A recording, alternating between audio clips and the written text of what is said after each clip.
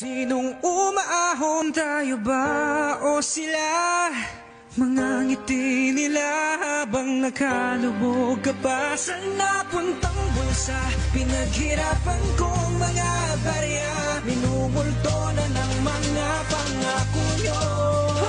Makinig kayo. Tanong ko lang, meron pa bang natitira na konsensya o sabihin natin na konting hiya? Habang sa kwarto malamig, tulog kayo't nakahilata. Binabaha na ang Pinas pero kayo ay bulag yata. Di makita ang epekto ng proyekto nyong gawa. Di nyo naisip ang pangalip na dulot itong baha. Habang dumadaing kami ng tulong, kayo'y tulala. Kunti sa gutom matigok, baka sa ihin ang daga. Ilang baul pa ba ng yaman ang dapat yung punuin? Ilang trahedya at bagyo pa ba aming bubunuin? Para masabi nyo sapat na gusto ko lang tanungin. Sa trilyones yung kinulimbat, sino ang pananagutin? Walang sagot, ganun pa din, walang gustong magsalita. Kaya pagiging Pilipino minsan nakakahiya. Hirap maging maralita, paulit-ulit na paksa. Kasi gobyerno mismo ang tunay na